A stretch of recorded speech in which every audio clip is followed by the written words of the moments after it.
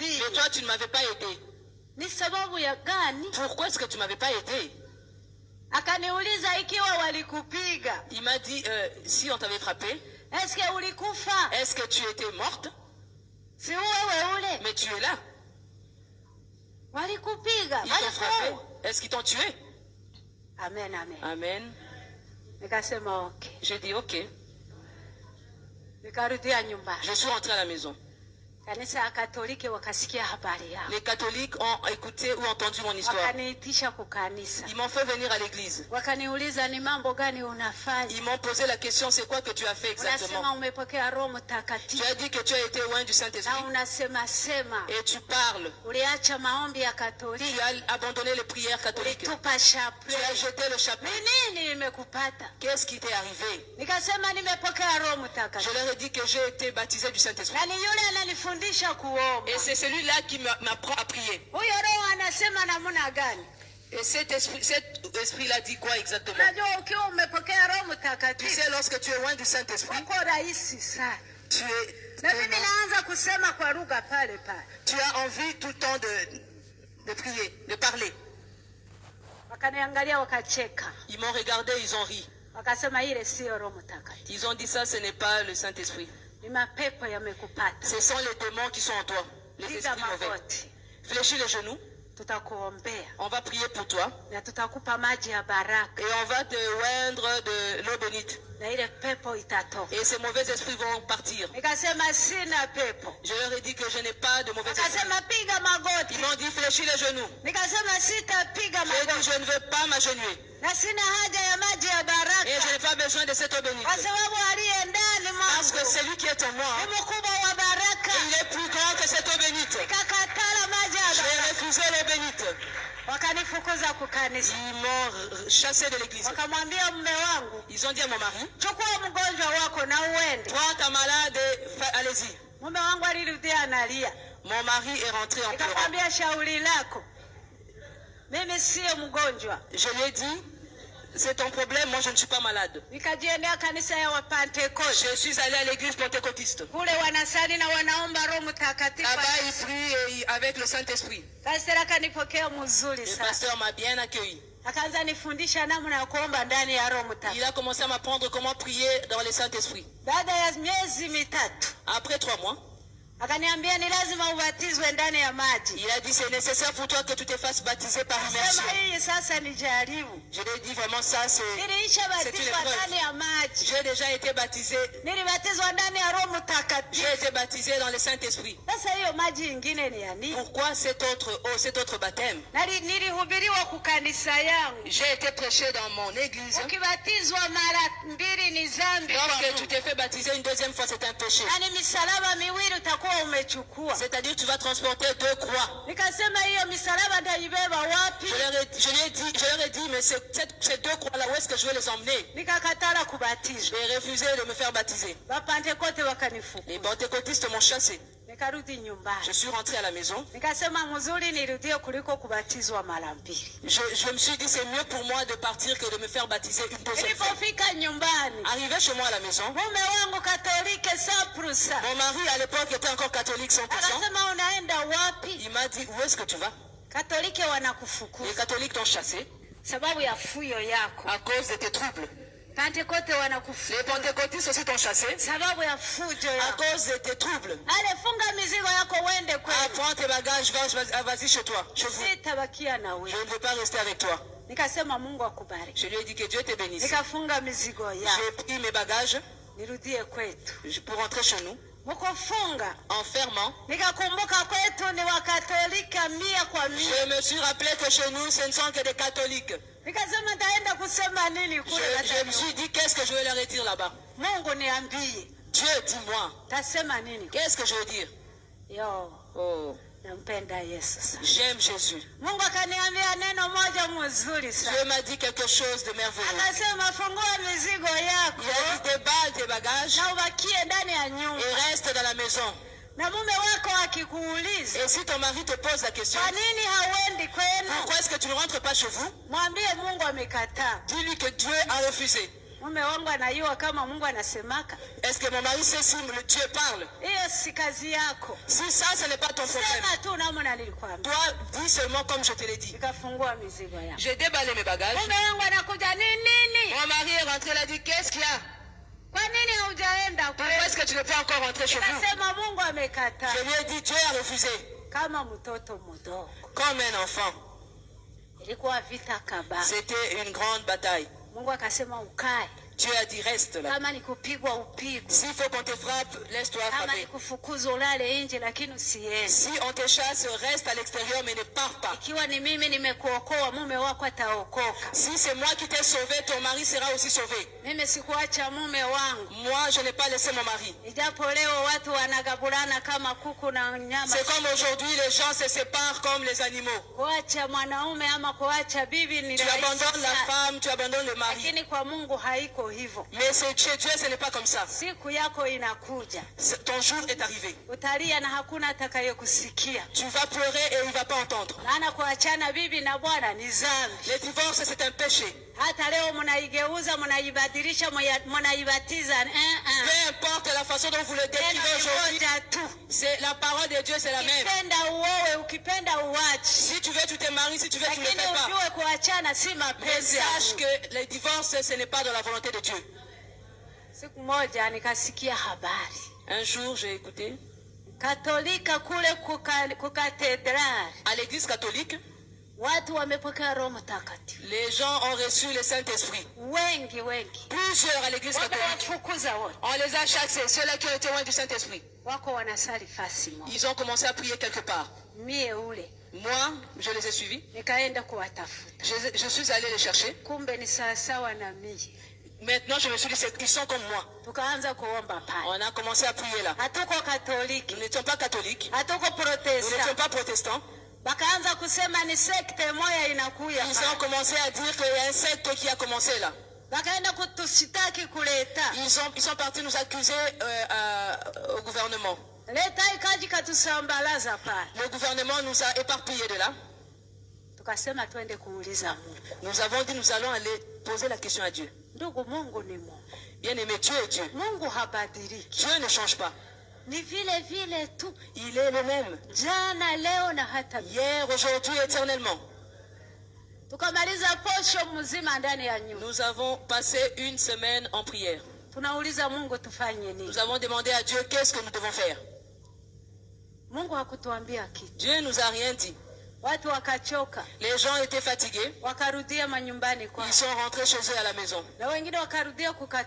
Et les autres sont même retournés à l'église catholique. Parce que la souffrance était très forte. Mais nous nous sommes choisis 12 personnes. Les gens étaient fatigués. Ils sont rentrés chez eux à la maison. Et les autres sont même retournés à l'église catholique. Parce que la souffrance était très forte. Mais nous nous sommes choisis 12 personnes. Nous sommes allés prier encore. 4 femmes et 8 hommes. Nous sommes allés en brousse. Nous avons dit que nous n'allons pas rentrer. Nous n'allons pas manger. Nous n'allons pas boire. Jusqu'à ce que Dieu nous dise ce que nous devons faire. Si cet esprit que nous avons reçu, si c'est vraiment l'esprit de Dieu, que Dieu nous montre, nous allons confesser à l'église catholique.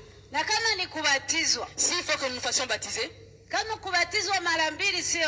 si se faire baptiser 2 fois, une deuxième fois n'est pas un péché, que Dieu nous le dise.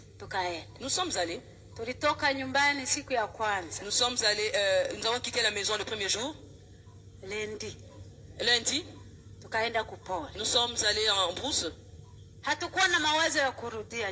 Nous n'avons pas l'idée de rentrer chez nous à la maison. Nous allons prier Dieu. Wende na kusudi moja. Va avec un objectif. Amen. Quand tu vas prier, va toujours avec un objectif. Amen. Amen. Unapoenda kwa Mungu miniti 30 minutes. Tu vas dans la présence de Dieu 30 minutes. Unakwisha kufunga mizigo unarudia. Tu emballes tes affaires après 30 minutes. Lakini unapokwenda kwa Mungu nenda hauna mpango wowote. Lorsque tu vas dans la présence de Dieu, il faut que tu aies avec un objectif jusqu'à ce que Dieu te dise. Siku ya kwanza, siku ya pili, siku ya tatu. Premier jour, deuxième jour, troisième jour. Pale tulikuwa ndani ya maombi. Nous étions en prière. Nikaona watu wawili wanakuja. J'ai vu 2 personnes venir. Watu wazuri sana. Des belles personnes. Hawafanane wazungu. Ils ne ressemblent pas aux blancs. Hawafanane weusi. Ils ne ressemblent pas non plus aux watu noirs. wazuri. Ils étaient très beaux. Walikuwa na furaha ya ajabu. Ils avaient la joie incroyable. Walikuwa wanangaa. Ils étaient en train de prier. Nikaona wanakuja pembeni yangu. Ils sont venus proches de moi. Walipofika pale napiga magoti. Ils étaient là où j'étais à genoux. Nikaona wananyosha mkono wao. Ils ont tendu leurs mains. Wananiambia simama mama. Ils m'ont dit lève-toi maman. Mimi nikapenda kusimama. Moi je cherchais à me lever. Lakini nikajisikia kilo sana. Je me suis sentie lourde. Nikawaambia napenda kusimama. Je leur ai dit j'aimerais me lever. Lakini niko mzito sana. Mais je me sens très lourde. Wakaniambia ngoja kidogo. Ils m'ont dit attends un peu. Nikaona niko na vala kama makoti kubwa sana. Je me suis rendu compte que j'étais habillée comme avec un grand manteau. Ile koti yote. J'ai vu qu'ils ont le manteau était tombé. Walinivula. Ils ont retiré ce manteau. Wakaiangusha. Ils ont mis par terre. Ilipoanguka. Lorsque le manteau est tombé, nikajisikia mwepesi. Je me suis sentie légère. Mara moja nikasimama. Et après ça, je me suis levée. Tukaenda na wale wale. Nous sommes partis avec ces gens-là. Sikujua nakufa. Je ne savais même pas que j'étais morte. Niliona naacha koti yangu. J'ai juste vu que j'ai laissé mon manteau. Kumbe ndio mwili wangu naanguka pale. Alors que c'était mon corps là qui tombait. Wenzangu wanaona naanguka pale. Les gens ont vu que je suis tombée.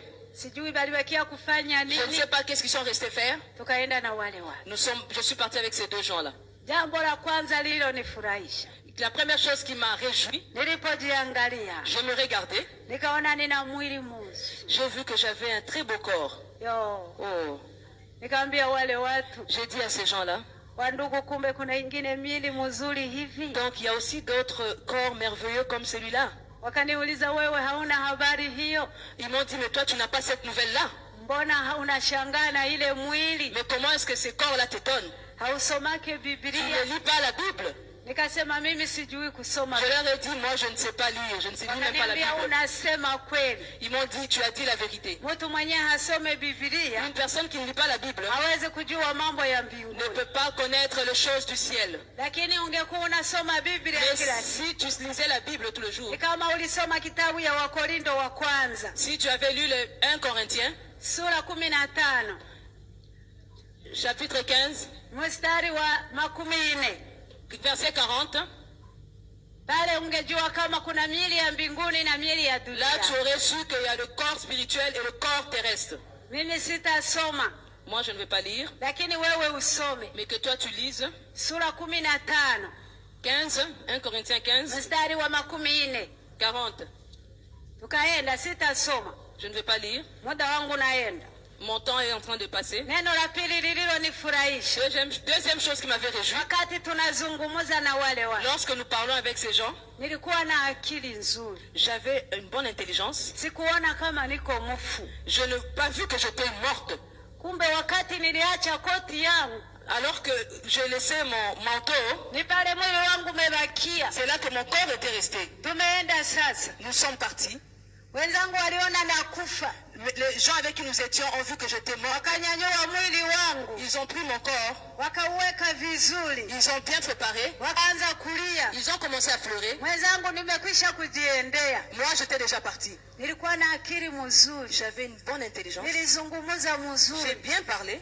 Nilijua tunatoka fasi. Je savais qu'on quittait un endroit. Na nilijua tunaenda fasi. Et on allait à un autre endroit. Nilikuwa nabauliza maulizo. Je leur posais des questions. Wananijibu. Et ils me répondaient. Na wakiniuliza. Et lorsqu'ils me posaient des questions, na mimi nawajibu. Moi je leur répondais. Nataka kukuambia. J'aimerais te dire, kama uko mkristo, si tu es chrétien, usiogope kufa. N'aie pas peur de la mort. Ni kama kubadilika tu. C'est juste comme un changement. Unaacha mwili wa udongo. Tu laisses le corps terrestre. Unavikwa mwili wa utukufu. Et tu as le corps spirituel. Akili ni ile. Mais c'est seulement ça. Unarudi ulikotoka. Tu reviens, tu retournes où tu étais. Tukazungumza na wale watu. Nous avons parlé avec ces gens. Neno la tatu. La troisième chose. Nikaona wananifikisha mwinchi sana. Ils m'ont emmené dans un pays. Nchi mzuri. Un beau pays. Nchi takatifu. Un pays très propre. Ndogo we. Bien aimé. Mbingu iko. Le ciel existe. Alléluia. Amen. Mbingu iko. Le ciel existe. Yo. Nikaona nchi mzuri. J'ai vu un beau pays. Nikauliza wale watu. J'ai demandé à ces gens-là. Hii nchi ni nchi gani? Ce pays c'est quoi exactement? Waliniambia hii nchi. Ils m'ont dit ce pays. C'est ce qu'on vous dit tous les jours. Le ciel, c'est ça le ciel. Yo. Oh. Un jour nous irons au ciel. Que Dieu vous bénisse. Nous irons au ciel. Un jour nous irons. Amen. Alléluia. Amen. Réjouissez-vous de la parole. Amen. Amen. J'ai vu ce beau pays qui était propre. J'étais dans la joie. J'ai vu des choses merveilleuses. Il n'y avait ni début ni fin. Des immeubles qui étaient, des villes qui étaient bien construites. Je posais la question à ces gens. Comment est-ce que cette ville est belle? C'est quoi cette ville? Ils m'ont dit ça, c'est le paradis de saints. Regarde le paradis de saints. Oh. Et là, les païens n'y entrent pas. Écoute bien. Les pécheurs non plus n'y entrent pas. Seulement le saint. C'est ceux-là qui ont été sanctifiés dans le sang de Jésus. Seulement ceux-là qui rentrent dans cette ville-là. Et nous étions en train de parler avec ces gens-là. Et j'ai vu d'où nous venions. Quelque chose venait ressemblant à une voiture. C'était très joli. Oh, c'est comme une voiture qui emmène une mariée. Oh, c'était bien décoré. Et dans cette voiture, il y avait 3 personnes. Ils étaient bien habillés. Je posais la question.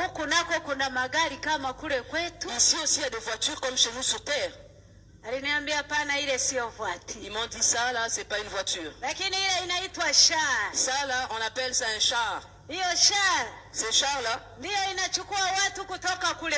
c'est ces chars là qu'on utilise pour prendre les gens qui viennent de chez nous, qui les amènent ici chez nous. Mais ces chars là, ils ne transportent pas de païens, pas non plus les pécheurs, seulement les chrétiens. C'est ce char-là qui a transporté Élie. C'est ce même char-là qui a transporté Élie.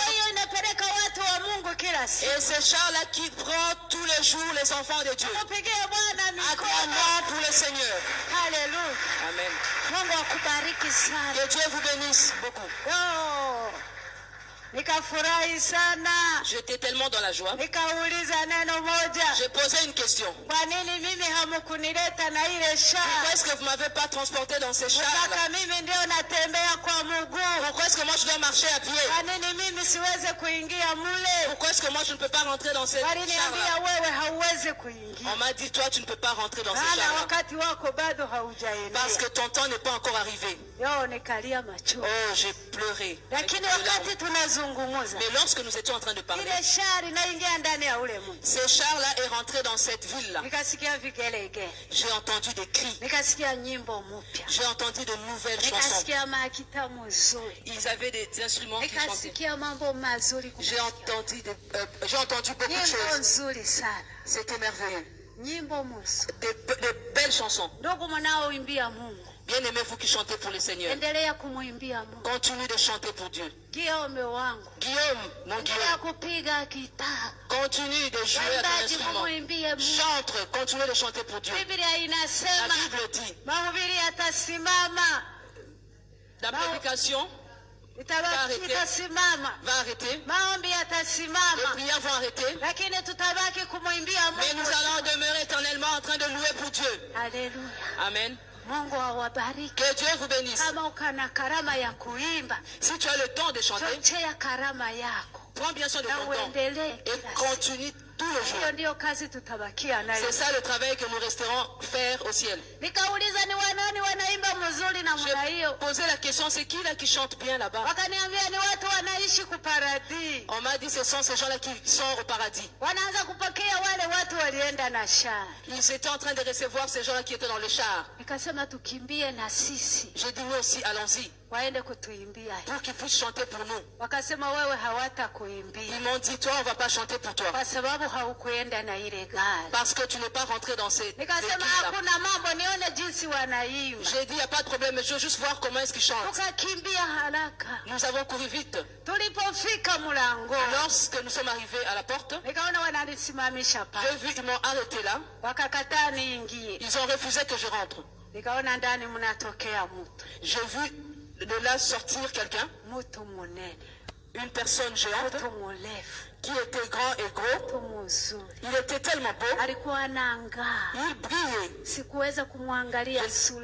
Je n'étais pas capable de vous regarder son visage parce qu'il brillait. J'ai vu, il est venu. Il est venu à côté de moi. Il a commencé à pleurer. Les larmes qui sortaient de ses yeux, c'était comme des gouttes d'eau et de pluie. J'ai vu, il a essuyé ses yeux. Lorsque tu pries Dieu, tu pleures. Il fait que tu as quelque chose. Il y a des gens qui n'aiment pas pleurer lorsqu'ils prient. Il y a des gens, certaines personnes lorsqu'ils voient quelqu'un prier, pleurer, ils pensent qu'ils sont en train de confesser le péché. Un jour, Jésus-Christ a prié. Mais il y a des moments où Jésus-Christ a prié et pleurait. Il pleurait. Et si tu pleures lorsque tu pries, c'est bien. Il y a des moments où quand tu pleures, tu sens ce qui est en toi. Cette personne m'a posé la question. Ça veut dire que vous savez vraiment prier Dieu. Pourquoi est-ce que vous ne priez pas comme ça tous les jours? Je lui ai dit, mais donc lorsque nous prions, vous nous écoutez? Il m'a dit, oh. Vous pensez que lorsque vous priez, Dieu n'écoute pas? Nous pensons toujours que Dieu est tellement loin.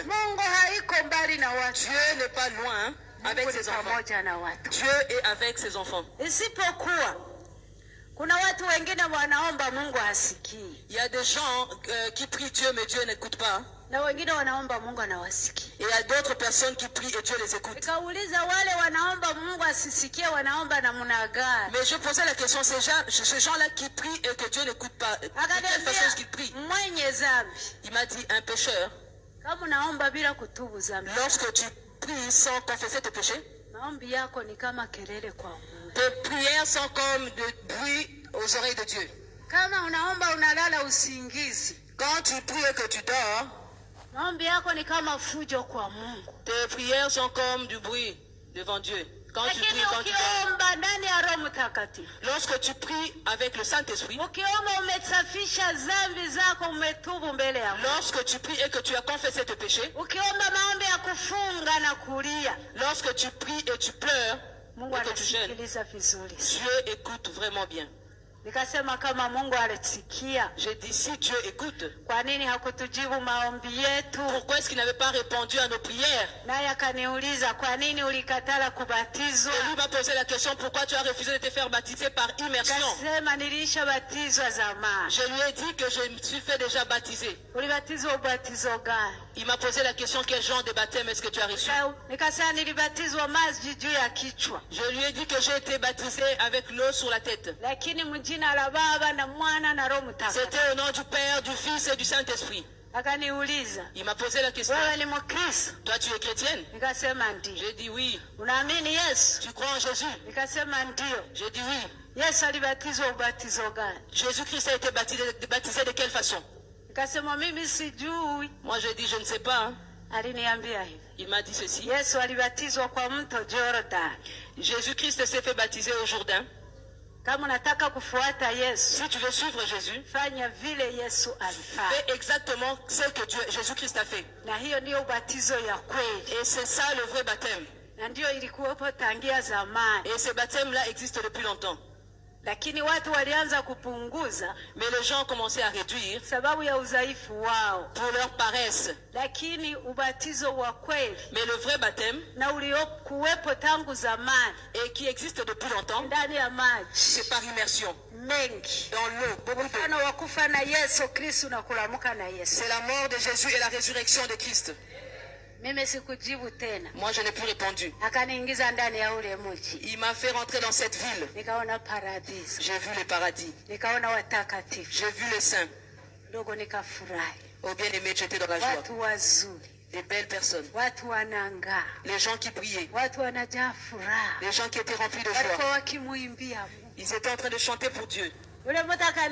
Cette personne m'a dit, regarde le paradis de saints. Et tous ces gens-là que tu vois, ce sont les chrétiens qui sont morts chez vous sur terre. Mais ici, le pécheur ne peut pas rentrer ici. Non plus le païen ne peut pas rentrer ici. Si je dis païen et pécheur, le païen c'est celui qui n'a pas accepté Christ, qui n'a pas encore, qui n'est pas sauvé. Mais le pécheur, c'est toi. Tu as accepté Christ. Tu t'es fait baptiser par immersion. Tu as été rempli du Saint-Esprit. Tu es rempli de la parole de Dieu. Mais tu ne changes pas. Tu pries. Tu chantes. Mais le péché est encore là. Tu chantes et tu pries. Tu dors chez toi et tu dors avec le péché. Tu ne peux pas rentrer dans le royaume de Dieu. Toi, pécheur. Au ciel, il n'y a rien de sale, d'impur qui va rentrer. Si tu es encore dans le péché, tu ne peux pas rentrer au ciel.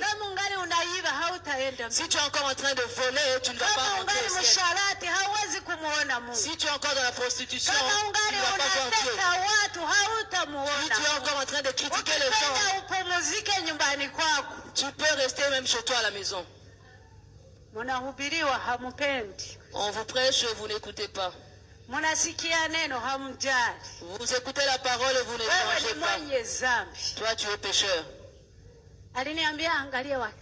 Il m'a dit, regarde le chrétien.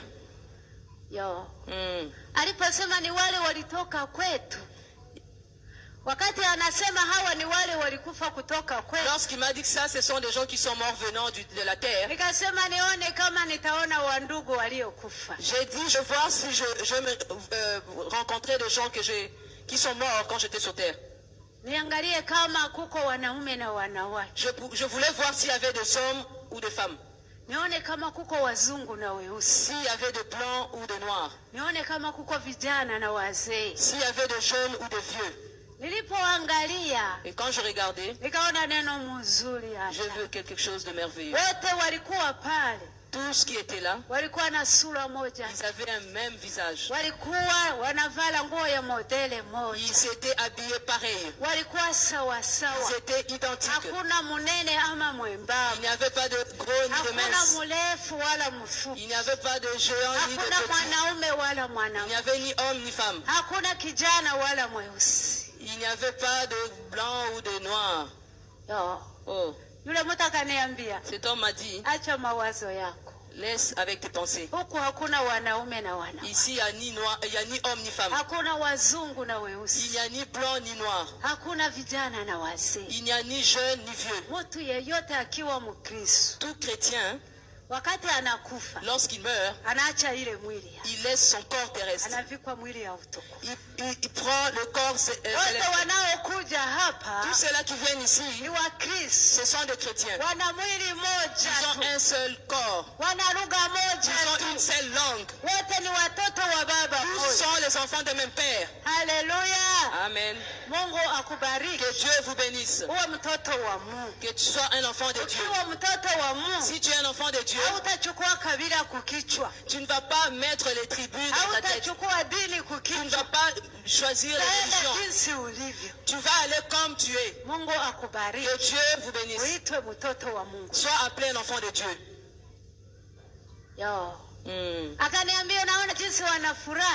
Il m'a dit, tu as vu comment est-ce qu'ils sont dans la joie.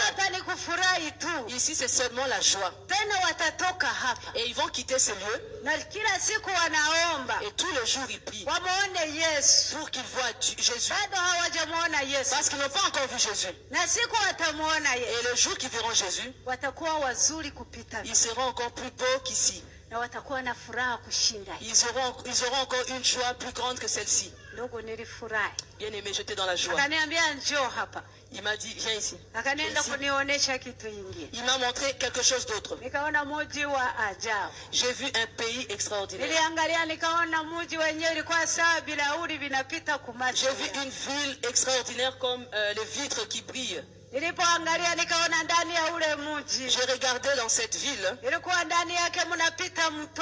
y avait comme une rivière. La rivière qui était là dans cette ville, cette rivière brillait. Je n'ai pas traversé cette rivière. J'ai vu seulement que j'étais dans cette ville. Oh bien-aimé, attends un peu. Il y a beaucoup de choses qui nous attendent. Jouissons nous soir dans la joie. Dieu nous a préparé quelque chose de merveilleux. Si tu entends parler du ciel, ça existe. Alléluia. Amen. J'ai vu que j'étais dans cette ville. Ils m'ont dit, regarde la nouvelle Jérusalem. Oh. J'ai regardé. J'ai regardé. Je ne comprenais pas les constructions de cette ville. J'ai vu que c'était comme des vitres. Je me suis dit, je vais regarder s'il y a des chemins comme chez nous sur terre. J'ai vu comme si on a étalé de l'or pur. Je me suis dit, je vais voir s'il y a des terres. J'ai vu partout avec de l'or. Je me suis dit, je vais essayer de marcher comme on marche sur terre. Mais je ne pouvais pas le faire. Mes pieds étaient juste en train de trembloter. Comme si on marchait sur le ressort. J'étais très contente dans mon cœur. Ces gens-là m'ont dit, tu ne peux pas marcher dans cette ville. Parce qu'il n'y a personne qui est encore entré dans cette ville. Ça, c'est la nouvelle Jérusalem. Ça, c'est ce que Dieu a préparé. Amen. Il m'a dit, regarde la nouvelle Jérusalem. Une ville sainte, propre. Oh Jésus. Puis j'irai au ciel. Alléluia. Amen. Puis j'irai au ciel. J'ai vu une ville propre. Jean avait vu ça. Oh, descendant dans les ciels. Ça brille comme quelque chose de brillant. Que Dieu te bénisse. Il a dit, regarde la façon dont Jésus-Christ a préparé pour les saints. Et ici, il y aura Dieu, Jésus et les saints. Et ici, il y aura une joie sans fin. Il y aura des choses qu'on n'a pas encore vues. Oh Jésus. Ils m'ont montré des choses. On m'a montré des gens qui sont décédés n'ayant pas connu le Seigneur. C'était un grand océan. Cet océan ressemblait au sang. Il y avait beaucoup de monde. Ils pleuraient. Ils s'égrattaient. Ils étaient piqués par des insectes. C'était comme des moustiques. C'était le deuil. Il m'a dit, écoute le deuil de ces pécheurs. Il pleurait en disant, oh Dieu du ciel, si ça aurait été mieux que tu nous sortes de là, que tu nous balances dans ce feu, que nous brûlons et que nous soyons consumés. Et il m'a dit, tu sais, cela c'est un mensonge. Comme le feu ne va pas s'éteindre, de la même façon que leur corps ne sera pas consumé. Ils vont brûler éternellement. Mais ils ne vont pas être consumés. Et là où tu le vois, c'est ça, là les catholiques que vous dites. Il y a un purgatoire. Si quelqu'un meurt en étant pécheur, on fait une messe pour la personne pour que ses péchés soient pardonnés et il va au paradis. Il m'a posé la question, c'est quelle Bible qui le dit? Je lui ai dit, moi je ne sais pas lire, mais c'est comme ça qu'on nous prêche sur terre. Il m'a dit, ça c'est un mensonge. La personne qui va être pardonnée de ses péchés, lorsqu'il est encore sur terre, tu confesses toi-même. Même si tu avais tué des gens, même si tu avais volé, peu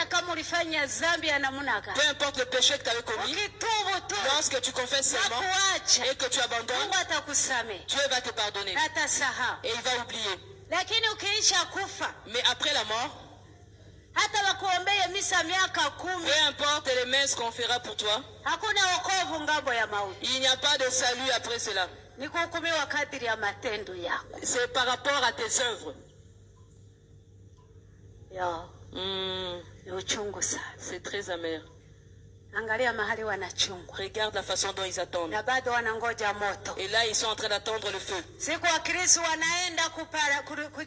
Le jour où les chrétiens iront à la Nouvelle Jérusalem, c'est ce jour-là qu'eux iront en enfer. Et là, ils attendent. Regarde comment ils pleurent. Et là, ils n'ont pas encore pleuré. Pécheur, je te supplie. On m'a retiré de là. On est allé me montrer ce feu de l'enfer. J'ai vu un grand trou. Dans ce trou, j'ai vu des genres de choses comme des barils, comme des fûts. On m'a posé la question, qu'est-ce que tu as vu? J'ai dit, j'ai vu les fûts. Compte ces fûts, compte ces barils. J'ai compté, il y avait 7 fûts. Ils m'ont dit ça, c'est ça qui garde le feu de l'enfer. Le feu n'est pas encore ouvert. Jusqu'au jour de la fin du monde. Ils m'ont dit, tu ne vas pas seulement voir ces fûts. J'ai vu, ils ont pris quelque chose. Ils ont lancé à l'intérieur de ces... J'ai vu le feu sortir de là. Le feu a ronronné plus que le tonnerre. Je pensais que c'était sorti. Je fuis. Je fuyais vers ces gens-là, ils fuyaient. Je fuyais vers eux aussi, me fuyaient. J'ai vu que je suis allé très loin. Je suis allé tomber quelque part. Je pensais que j'étais brûlé et consumé. Et j'ai vu qu'ils sont venus me prendre. Ils m'ont posé une question. Toi, tu fuis le feu qui a juste ronronné. Et le jour que ce feu va s'ouvrir, sorti, je fuis. Je fuyais vers ces gens-là, ils fuyaient. Je fuyais vers eux aussi, me fuyaient. J'ai vu que je suis allé très loin. Je suis allé tomber quelque part. Je pensais que j'étais brûlé et consumé. Et j'ai vu qu'ils sont venus me prendre. Ils m'ont posé une question. Toi, tu fuis le feu qui a juste ronronné. Et le jour que ce feu va s'ouvrir, et quand ça va s'extérioriser, les pécheurs, où fuirez-vous? Tous les jours on vous prêche.